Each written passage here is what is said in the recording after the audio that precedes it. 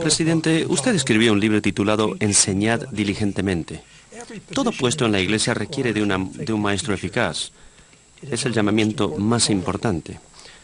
¿Podríamos conversar por unos minutos sobre el requisito de enseñar eficazmente en nuestros varios llamamientos en la Iglesia? Me nombraron supervisor de seminarios y no sabía nada. Me asignaron, me emplearon y en realidad me pagaron por ir por la iglesia a decirles a los maestros de seminarios cómo enseñar y qué estaban haciendo mal. Era muy delicado porque entraba en las salas de clases y veía a los maestros hacer algo y tenía que corregirles sabiendo que yo hacía exactamente lo mismo cada vez que enseñaba. Yo sabía lo que sentía el maestro. Los élderes Lee y Romney siempre enseñaban e hicieron todo lo posible por decirme o enseñarme algo a mí. Me parece que el motivo por el que lo hicieron, no estoy seguro de que me hubieran visto en este puesto o llamamiento, fue porque yo tenía una virtud, quería aprender y no lo resentía. Si uno no lo resiente y quiere aprender, el Señor seguirá enseñándole a uno, y a veces cosas que uno ni siquiera pensaría que desea aprender. Esos dos grandes maestros me enseñaban. Cuando veía al presidente Romney, a veces me decía, chico, quiero decirte algo. Ya sabía lo que venía. Iba a decirme que estaba haciendo algo que no debía. Y yo siempre se lo agradecía. Muy al principio aprendí que es de gran valor escuchar la experiencia de los mayores. Mi presidente de estaca una vez dijo, siempre trato de estar en presencia de grandes personas. Él vivía en un pequeño pueblo de Idaho, pero dijo, si venía algún orador o alguien especial, siempre trataba de estar presente porque podía aprender algo. Siempre me ha interesado asociarme con las personas mayores. Ahora yo soy uno de ellos. Pero recuerdo que en el Quórum de los 12, el hermano Legrand Richards no caminaba tan rápido como los demás hermanos. Yo siempre lo esperaba y le abría la puerta y volvía al edificio con él. Un día, uno de los hermanos me dijo, «Qué bueno es usted por cuidar al hermano Richards». Y pensé, usted no conoce mi motivo egoísta, porque al caminar de vuelta yo solo lo escuchaba a él. Yo sabía que él recordaba a Wilford Woodruff y hablaba. La enseñanza individual es muy poderosa. Por lo general, la enseñanza individual es lo que sucede cuando a uno lo corrigen. Ese es otro principio de la enseñanza, levantarse temprano. Pero la parte fácil de eso, o la difícil, es irse a la cama y luego reflexionar por la mañana con la mente despejada. Ahí es cuando vienen las ideas para enseñar. No sé cuán a menudo, no desde ayer, se me dieron asignaciones sin que yo supiera qué hacer. Fue en la reunión de las autoridades generales. Yo sabía que iba a hablar primero y pensé, ¿qué voy a decir? Y sabía que me vendría una idea y me vino. Usted estaba ahí. ¿Cuál es la importancia del uso de las Escrituras en su enseñanza? Siempre me he apoyado en las Escrituras. El mejor ejemplo de la enseñanza y de cómo enseñar, el mejor modelo para los métodos de enseñanza, aparte del tema que es el Evangelio, es el Señor y su enseñanza. Es por eso que no me gusta ir al púlpito ni pararme enfrente de una clase sin tener las Escrituras en la mano. Las tengo en las manos hoy para que usted no me sorprenda con algo. Presidente, usted siempre lleva esas Escrituras. Cada vez que lo veo las lleva. Usted nos contó una vez que un día se le habían mojado y que eso había ayudado porque ahora podía dar vuelta a las páginas con mayor rapidez. ¿Cómo utiliza las Escrituras en la enseñanza? Bueno, me encontraba estudiando afuera en el jardín. Alguien me llamó y dejé las escrituras abiertas sobre la mesa. Las olvidé, como las personas mayores se olvidan, y se encendieron los aspersores automáticos. Volví por la mañana y pensé, oh, mis escrituras que he marcado por más de 50 años están destruidas. Pero descubrí que solo había separado las páginas. Creo que si tuviera que comprar escrituras nuevas, las dejaría en la lluvia antes de empezar a usarlas. La gente siempre nos habla de las escrituras y algunas personas nos dicen que es difícil leerlas de principio a fin. ¿Cómo hace usted que cobren vida en sus enseñanzas? Hay que ser constantes. Si leen el libro de Mormón, por ejemplo, recuerdo cuando estaba decidido a leer el libro de Mormón, era adolescente, lo abrí y leí Yo, Nefi, nací de buenos padres. Y seguí leyendo los capítulos y comencé a aprender. Era interesante y pude seguir bien la lectura hasta que llegué a los capítulos de Isaías y el lenguaje de los profetas del Antiguo Testamento. Unos meses más tarde decidí leer el libro de Mormón y de nuevo lo abrí. Yo, Nefi, nací de buenos padres. Pero cada vez que leía llegaba a la barrera de los capítulos de Isaías y me preguntaba por qué estaban ahí. Finalmente decidí leerlos. Cuando era adolescente solo veía las palabras y no las comprendía, pero podía dar vuelta a las páginas y seguir adelante. Cuando uno llega a Alma, vuela por esas páginas. Uno tiene que estar decidido a leer esos capítulos. Y no solo darles una mirada, sino leerlos de principio a fin. El libro de Mormón, el Nuevo Testamento, Doctrina y Convenios, La Perla de Gran Precio. Y por años me hice el hábito de leer las Escrituras cada verano cuando teníamos tiempo libre, para refrescar la memoria del contenido. ¿Qué consejo les daría a los conversos recientes antes de su primer llamamiento como maestros? Les diría que ellos pueden hacerlo. Todas las personas pueden enseñar. Les aconsejaría que oraran pidiendo el don de la enseñanza. El libro de Mormón habla de varios dones, entre ellos la enseñanza del Evangelio a través del Espíritu. Cuando leí eso hace años pensé, ese es un don que quiero tener. Poder enseñar por el Espíritu. En las Escrituras descubrí que este es un don que hay que pedir. Pedid y se os dará. Por lo que les diría a las personas que sigan pidiendo y buscad y hallaréis. El don hay que ganarlo, pero sí pueden recibirlo. ¿Qué deben hacer los maestros para asegurarse de tener el Espíritu al enseñar? Hay que vivir de manera digna y pedir ayuda. Uno puede pedir ayuda si es padre. El esposo y la esposa pueden conversar el uno con el otro.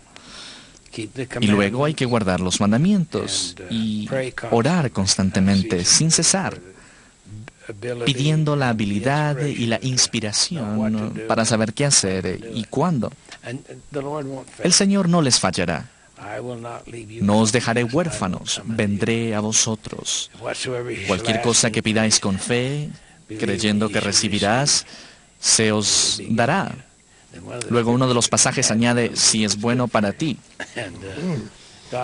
El Evangelio es muy práctico.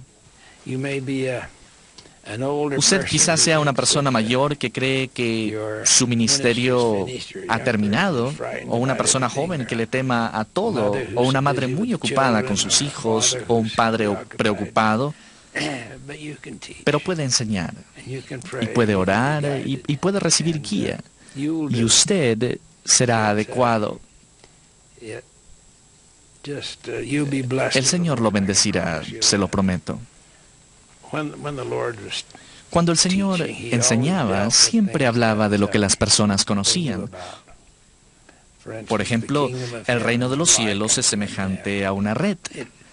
En realidad no es una red, es como una red.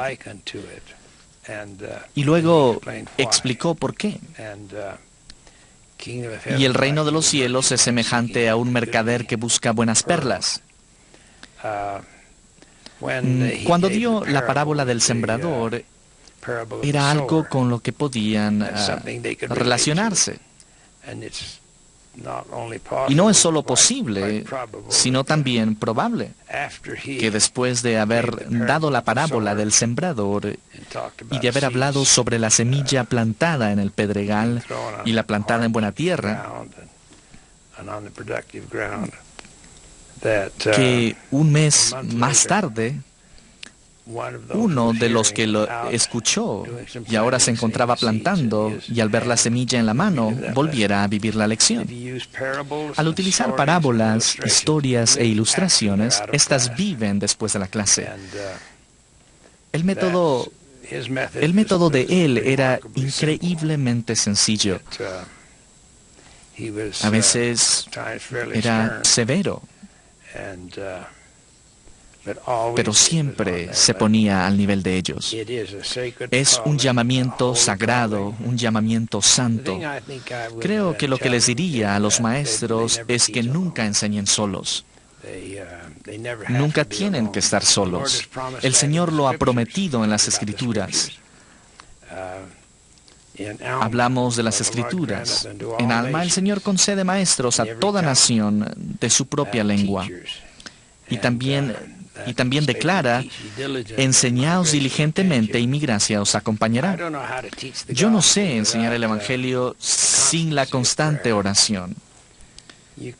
Se puede decir una oración, pero también se puede pensar una oración. Muchas veces al enseñar a un grupo o a una clase, no a ustedes, por supuesto, oro internamente. ¿Cómo puedo ayudarles a entender? Y no sé cómo hacerlo sin el poder de la oración. La enseñanza tiene un papel primordial en todas las actividades de la Iglesia. ¿Quién es responsable de prepararse para enseñar? Todos somos maestros. El líder es maestro, el discípulo es maestro, el consejero es maestro, los padres son maestros. Por lo que tenemos la responsabilidad de enseñar y de aprender los principios de la enseñanza. El Señor estableció su iglesia de manera que todos hagamos todo en la iglesia. Hay una declaración en Doctrina y Convenios que dice que todo hombre hable en el nombre de Dios el Señor, el Salvador del mundo. Qué bendecidos somos de tener un sacerdocio laico, como se le llama, para que todos los hermanos puedan poseer el sacerdocio. Todas las hermanas califiquen para tener llamamientos dentro de la iglesia y todos podamos ser padres. Por tanto, la enseñanza es fundamental en todo lo que hacemos. ¿Cuál es la diferencia, ya que ha mencionado la enseñanza en el hogar? ¿Cuál es la diferencia entre la enseñanza en la iglesia y la enseñanza en el hogar? ¿Hay alguna diferencia significativa?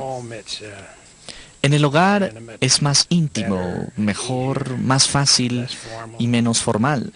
Y los padres son la muestra. Los padres también enseñan otras cosas que pueden ser dolorosas para los niños cuando preguntan por qué, y los padres solo pueden decir porque sí, porque no saben por qué. Solo saben que no es lo que se debe hacer. Se les enseña la obediencia para que sepan y comprendan.